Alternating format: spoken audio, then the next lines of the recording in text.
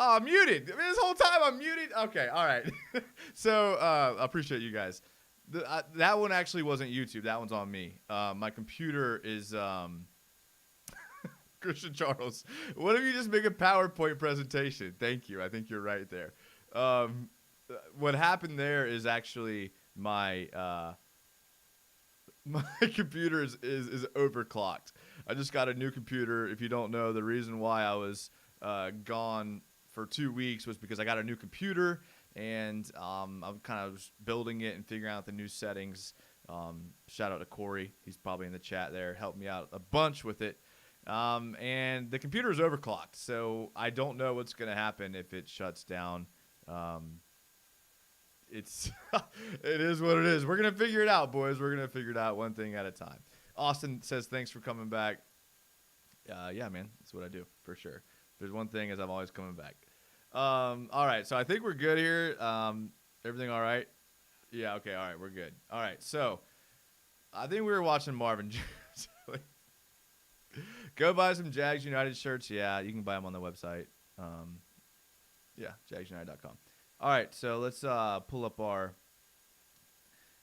We got to pull up our film here. We're in the middle of a Marvin Jones film breakdown, and it didn't work out. All right, let's just pull up the Colts touchdown here. I've been kind of waiting for this one. I like this one a lot here. All right, so we're gonna see our boy Marvin house it on our AFC rival Colts here. So here you got Marvin Jones. He's gonna be at the top of your screen here, and look, the Lions lined up in their little, fullback offset eye here, tight formation. You kind of expect to play action here, and the fact that the safety kind of gave this up is kind of depressing here. So you got the inside motion, makes a great catch, and scores a touchdown. And why I like this play is because it shows his ability to come across the field.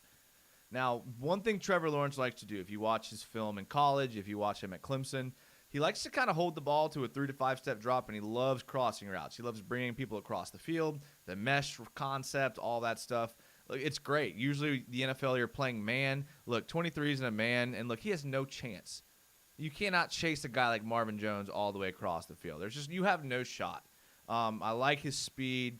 I like what he does, and that's what he'll be able to do. You got Chark going down the field, and you have all the receivers. Imagine what Colin Johnson can do with a mesh. Imagine Colin Johnson meshing with Marvin Jones. Like what do you do there? That gives you a lot of opportunities there, and it gives you a lot of chances to get yards. And I know that sounds really basic, and I know there's people listening, it's going to sound like obviously the name of the game is to get yards. But when you can work the field with a guy with speed like Marvin Jones, he works well out of motion. He comes across the middle of the field. He runs really crisp routes. Before my computer overclocked, we were talking about how Marvin Jones runs really crisp routes. Stafford put the ball the same way that Lawrence is going to be able to do, and it's going to be good. Ella Crabtree says Marvin Jones highlights. Yes. DJM says, what's your biggest size United? DJM, you tell me what size you wear, and then I will just send you one. How about that? Does that sound good? All right. Elliot Crabtree, I love Marvin Jones' speed. Yes, I do too. Predator says, I think people are sleeping on Marvin Jones' pickup.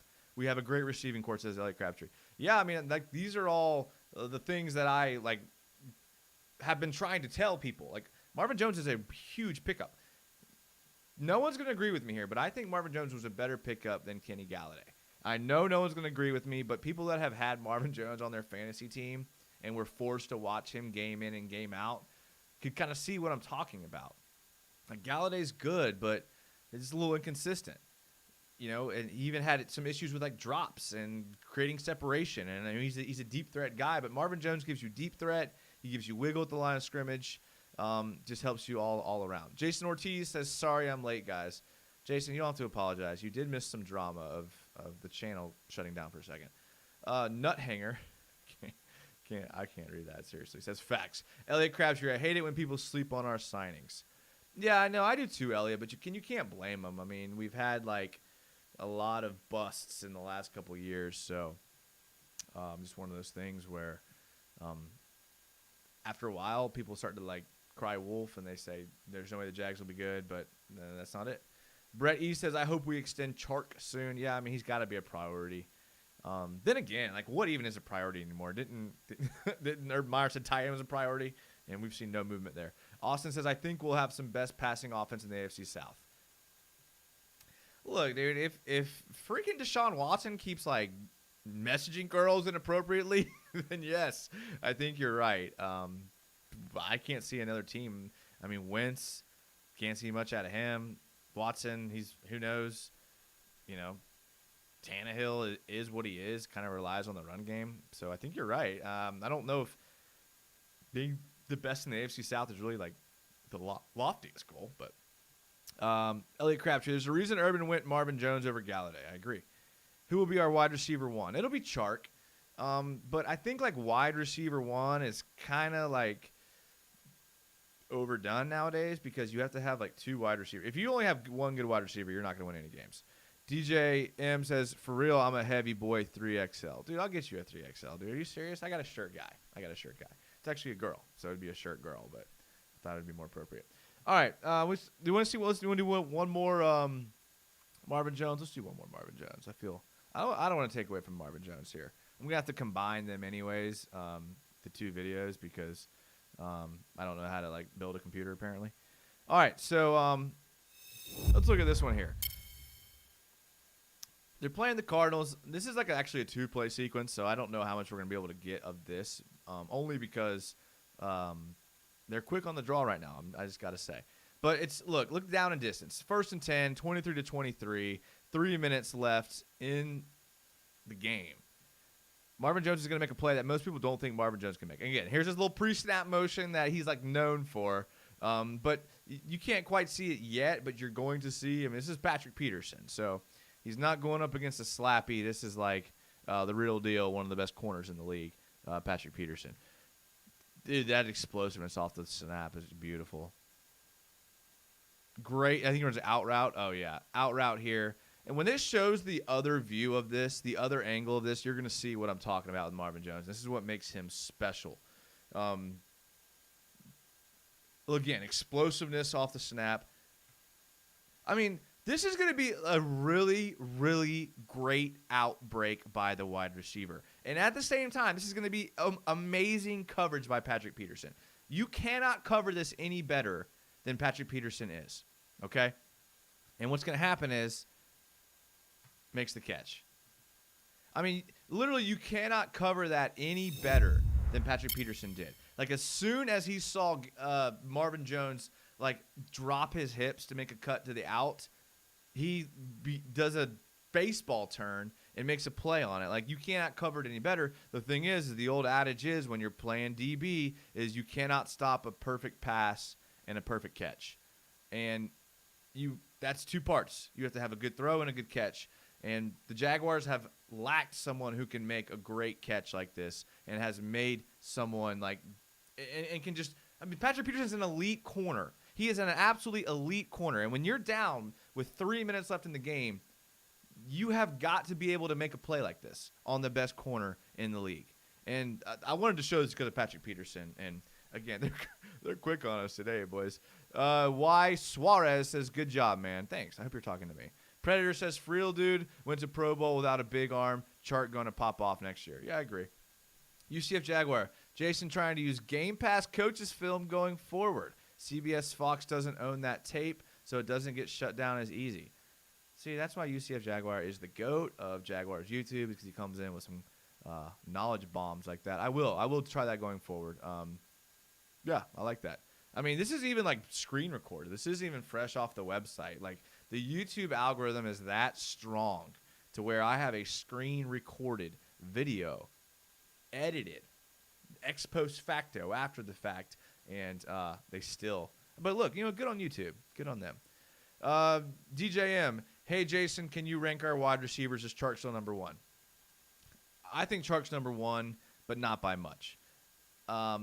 Look, when it comes to Marvin Jones and Laviska Shenault, they're like 2A, 2B. They don't do the same thing. They're different players. Laviska is great in the backfield. Give him the ball in the backfield, throw it to him short, a screen, a flare, quick out, quick hitch, because you can't tackle the guy. He's so strong. He's great in that situation. Marvin Jones isn't going to really do much for you there, but like down the field, I'd rather have him, and that's what I think they're trying to do. I think they're trying to kind of mix these players and their skill sets together to where if one gets injured or one starts popping off and the defense kind of shades that direction and starts to focus that they have the ability to kind of go somewhere else with it. And I think they tried that with Chris Thompson last year. Keelan Cole could have been that. He was good at it, but he wasn't like amazing. And I genuinely think Marvin Jones is amazing at that type of defense. Elliot Crabtree. Jason, you would be a great commentator. Thank you, Elliot. Thank you. I have a lot of energy. I can't help it. I was born that way. Shay J says, sorry if I missed this, but would you trade for Hicks from the Bears? He can never have enough D linemen. I don't know. I think a lot of people, you're not the first person to mention Hicks. It's come up a lot in the chat, and it's not really a question of is he good. It's a question of like what would you have to give up for him. So I guess the real question is would you trade 25 for Hicks? I wouldn't. Some people may. Then you get to the secondary question of would you trade 33 for Hicks? I still wouldn't. I still think at 33 you can get a guy on a rookie deal for a long time that's going to give you a lot of contribution. I don't need to name the players the Jags have gotten in the second round that are like contributing. Laviska, Cam Robinson, Miles Jack. The list goes on and on and on of players that of legit stars we've gotten in the second round. I think I would rather roll the dice. Would the Bears trade him for anything past 33? I don't know. You want to have some like make-believe package where we package together like fourths and fifths and seconds next year? Maybe. But now we're getting into some territory where I can't even speak on, to be honest with you. UCF Jaguar, how upset were you when we traded Josh Oliver? Oh, dude, UCF Jaguar. I don't know. Dude, I was unconsolable for half of a day. The second I found out that Jags Pride member, Hall of Famer Josh Oliver was traded, the bigger question for me is what the hell were the Ravens thinking? Like, I know they get a lot out of tight ends. Like, hey, did you see what they did with Mark Andrews in the second round? Yes, I did see what they did with Mark Andrews. I did also see them draft Hayden Hurst, who was a bum. So, I don't know. It wasn't sad. Good question. I know you're trying to throw me off UCF Jaguar. All right, but let's get to another film here. People are going to rewatch this, and they're going to be like, dude, where's the film? And I'm going to have to tell them, oh, sorry, I got consumed with UCF Jaguars. Rayshawn Jenkins. You may not know a lot about Rayshawn Jenkins. 4th-round draft pick, San Diego, L.A. Chargers. A guy that kind of got some playing time with Derwin getting injured, not really because that he needed that, but just kind of like allowed him to shine. Like Derwin was the guy in the secondary in L.A., and he like let you know it. I like Rayshawn a lot. My biggest question mark with Rayshawn Jenkins is I don't know how he's going to work with Gerard Wilson. I don't know how he's going to work with what we have. He's going to probably play free safety, but he's probably more I don't know. Honestly, I like his playing style. I just don't know how he's going to work here. I'm sure Colin has a plan for him. But we're going to watch Rayshawn Jenkins here. It looks like they're in a pure cover. Oh, no. Okay. This is a good play here. All right. Drew Lock's going to try to pump fake him, and he's playing middle of the field safety, and he's just going to make a great play on the ball. I think I saw that he played wide receiver in high school, and the dude has amazing ball skills. He has great instincts, which was something people were questioning when he was coming out of college. Was he an instinctual player? When the answer is completely yes. He's been a great free safety here. We're going to see one more angle, I think. Let's see if YouTube lets us or not. Oh, yeah, YouTube doesn't care about Rayshawn Jenkins. I see how it is. Making a great play. Drew Lock just does a poor play here. But I really want to show another play here, and this is kind of what I really like about Rayshawn Jenkins. This is probably my favorite play that he's involved in. Oh, man, they're not letting us show it. All right, we got to do a little comment time here just because they're not letting us show it. Please hang around for this next piece of film. This next Rayshawn Jenkins play is like legit what I live for. Austin says Jeff Loggeman. Oh, okay. His previous comment was, do you see us getting any more free agents? I was watching Jeff Loggeman, and I said today he thinks we still pick up a burner at running back. Yeah, we have to, only because we only have like 2 on the roster. I mean, I don't think Azigbo makes the roster, and I think that he does pick someone up. I think it's like a 6th or 7th round guy, an undrafted guy. I mean, people aren't putting premiums on running back, and not in the fact that they're not valuable, just because like you can take a flyer on guys and get lucky. I'm one that's always all about running backs. If you can get a Christian McCaffrey, if you can get a Dalvin Cook, if you can get a guy like that, like I'd take him in the first round. I have no problem with that. But you can take a flyer on a guy like James Robinson and obviously hit the jackpot, and I think that's what a lot of people are doing. Oat Max, welcome to the chat. It's about time. He says, I feel like Colin Johnson is going to be Allen Lazard all over again. We're just going to not use his skill set and build. He'll get released and then be solid somewhere else. Yeah, I mean, yeah. To be fair, though, Allen Lazard didn't really pop off during the regular season. I mean, he was good in preseason. He was good in training camp. People like the eyeball test. People saw Allen Lazard. I'm like, he's going to be good. People in college that watched him at Iowa State thought he was going to be good. But he never really showed anything in the NFL that actually made coaches believe that he was going to be good. Whereas Colin Johnson, like, actually has shown you things in the NFL. Colin Johnson's a good player.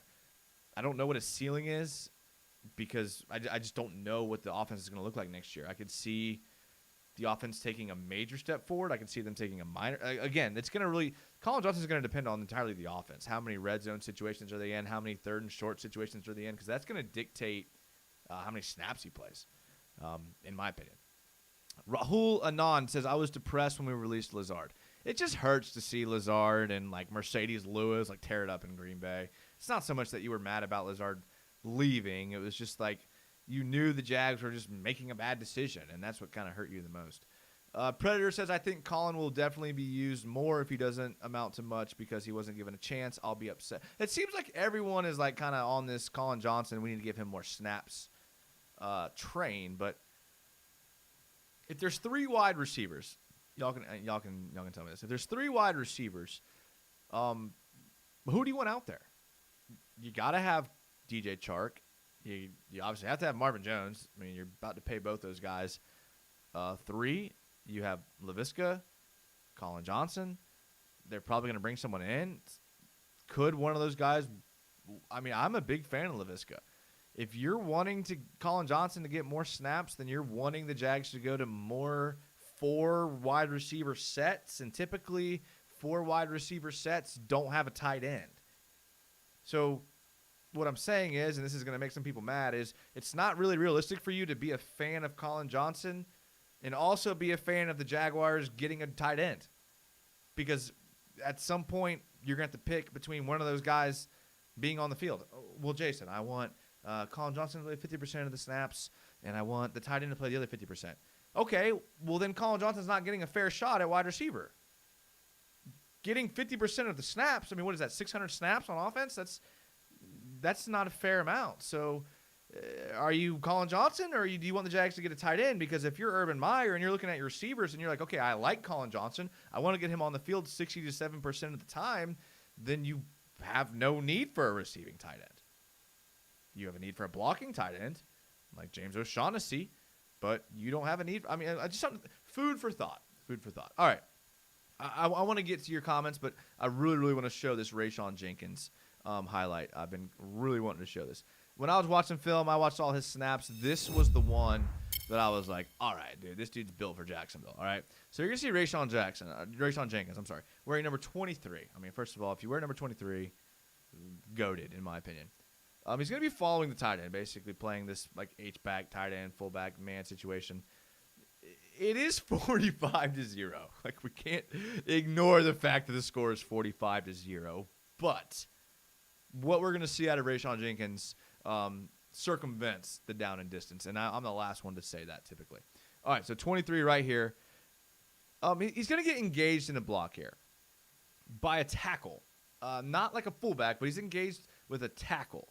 Like, I don't know if many people have been in the situation where someone twice your size has both his hands trying to drive you into the ground. it's not a great place to be. Rayshawn Jenkins is going to get his outside arm free while being blocked, make a play on Sony Michel. Like, that's why we do it, boys. That is why we do it, okay? You give me a free safety that can come downhill on third down. I don't care if you know the down and distance. I don't care if you know if it's 45-0. If your left tackle can't get his hands on a safety and drive him into the ground, that's what I'm here for, boys. That's what I'm here for. I'm pumped. That play right there alone made me like get up and like cheer 100%. All right, let's see what we got here. Long John Silver 85 says, I'm going to miss Cole. Long John. Nobody was an advocate of Keelan Cole more than me. Absolutely nobody. I loved Keelan Cole. I liked everything about him. Eric Cole, the catch. I know. I was that guy. People in 2019 were done with Keelan Cole. He did not have a great 2018. He did not have a great 2019. People were done with him. I wasn't ready to give up on him. I don't think he did enough to show, but he's definitely going to be okay. He's going to be okay in the future. Keelan Cole is like the girlfriend that you have to dump, but you know will like move on with their life and be like okay. That's Keelan Cole. She'll be okay.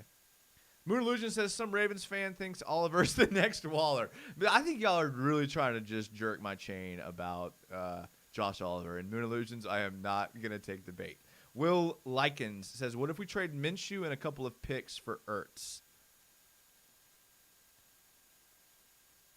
I don't know how much trade value Minshew has. I just don't. I don't know if it's Jaguar fans. Like, we have a special place in our heart for Minshew. He bailed us out. He gave us something to cheer for.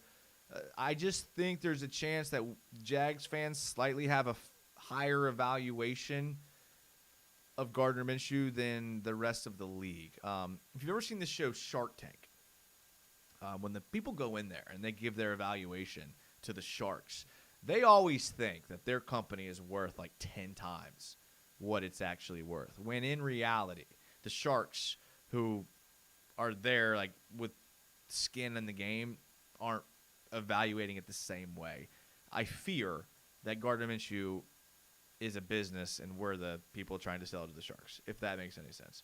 Austin says, dude looked like Clowney on that play. That's what I'm saying. The long hair doesn't hurt either.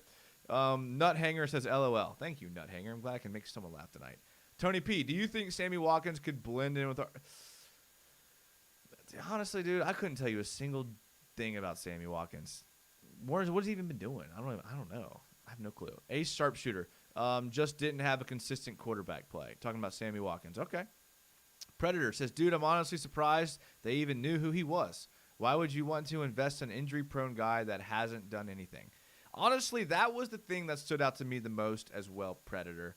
How did they even know who the guy was? Like, did anyone outside of Jacksonville know? This is the only logical explanation.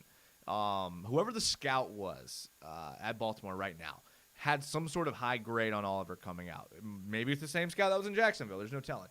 But if I had to bet, then I would say he's probably going to crash and burn, and it's not going to work. Rahul Anand says, I feel bad for Minshew. He made some success, even though in the worst situations he has always thrown. Look, I love Minshew, dude. Minshew's a great guy. I love rooting for him. His current quarterback coach, the guy he's training with, is a friend of mine. I know the guy pretty well. Look, I'm rooting for him. I really am. But at the same time, I'm not delusional. And I kind of look, at the same time, I'm talking about in one side of my mouth about Josh Oliver getting more than we thought, and then so maybe Gardner will get that too. All right, let's look at a play here. Rayshawn Jenkins. Look, I'm fair with you guys. I did see a play that was a little troublesome at first, and then after reviewing it, I kind of got pumped. It was one of those things where it's like you're down, then you're up.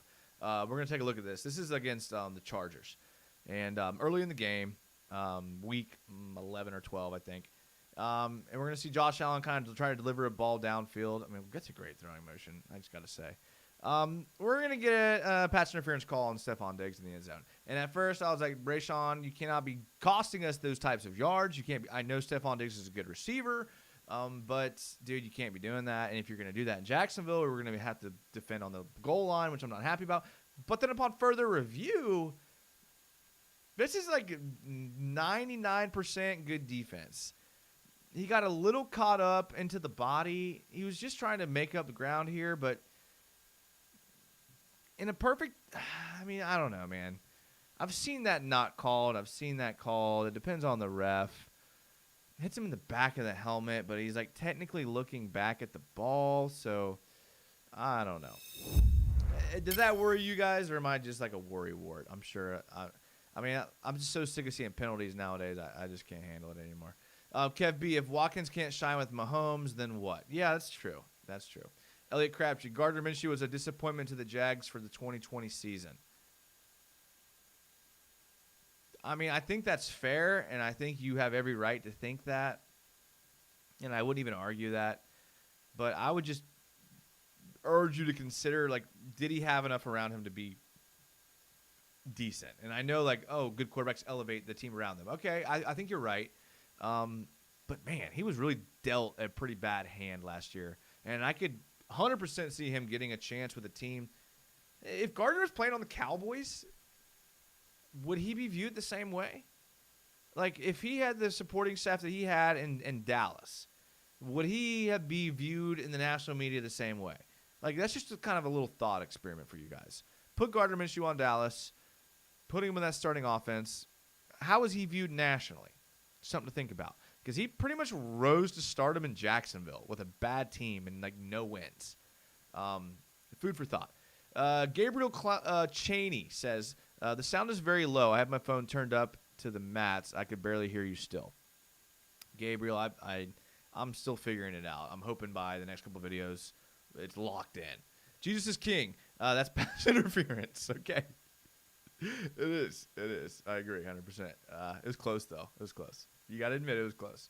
Oak Max says, low-key happy we didn't get to Henry. It was honestly Jonnu or bust for me. Feel like we need more athleticism at tight end. Sick of having cinder blocks for players running around out there. I'd take Ertz, though. Again, Oak Max, I kind of posed this question is, like, you can't have a tight end and Colin Johnson on the field at the same team. Or on the field at the same time. How do you want to distribute those snaps? Do you want Colin Johnson getting snaps in like a 4 wide with a 1 running back blocking formation? Because if you want to go 50-50, then neither one's going to get a lot of yards. Then yeah, go with Kyle Rudolph and go with Colin Johnson and have them both get you 300 yards next year. But I don't think that's what fans want. Predator says, dude stayed all the games with a busted thumb and no defense. Haha. And a mediocre O-line. Predator, I'm with you. Please Don't Yell, who has a great YouTube channel. Go follow and subscribe to Please Don't Yell, one of the funniest people I know. He says, I could totally see Diggs falling there, but it looked more like Jenkins' knee coming up the cause of the interference. Like you said, it could go either way.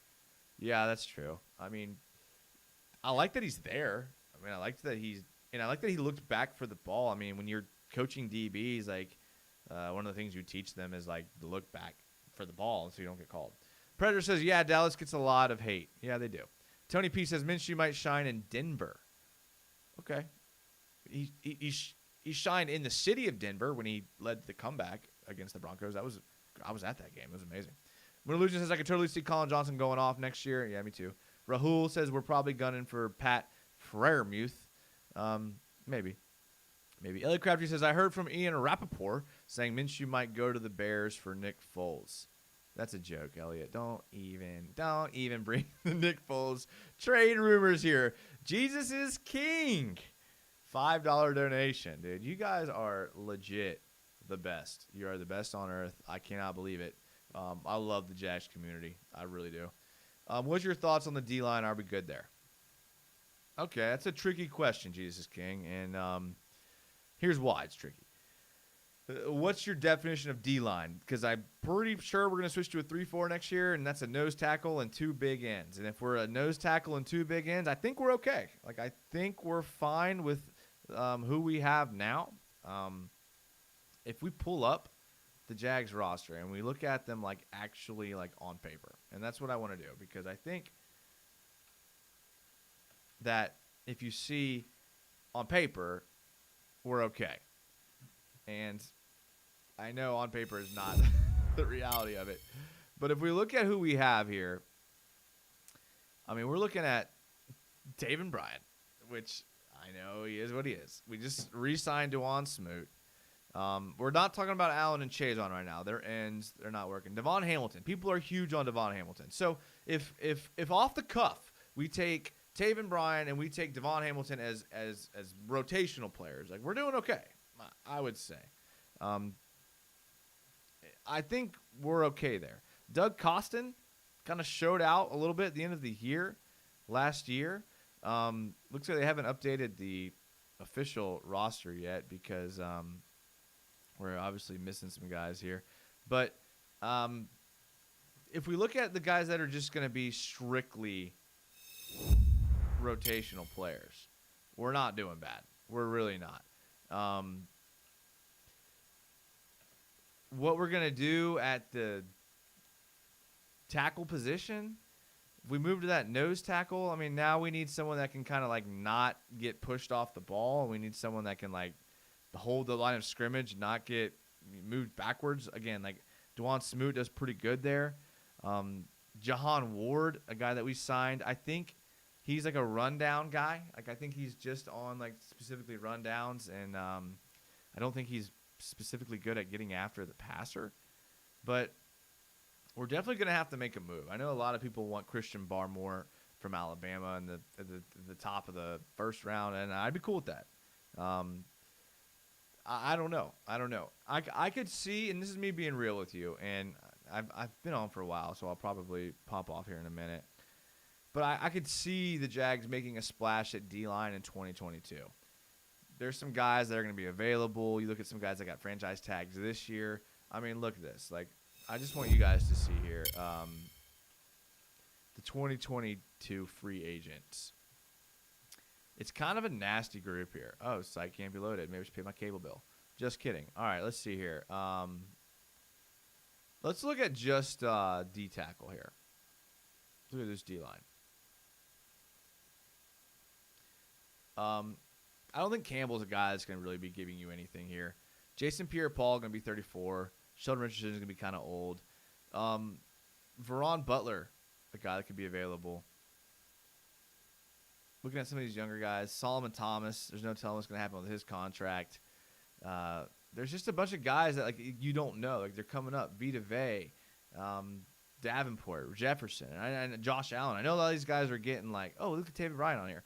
Well, I know a lot of these guys are getting looked at by their teams getting extended, but I think Taven has his eye on 2022 for D-line as far as free agent splash. And I'm okay with that because I'm expecting this team to have like 6 to 8 wins next year. And if that's the case, why not wait for a guy like that? So I appreciate the donation there.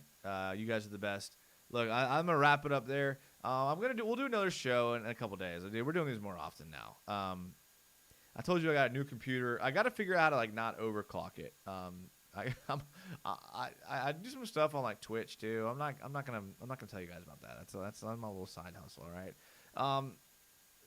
Don't have my computer dialed in exactly right, but working on it.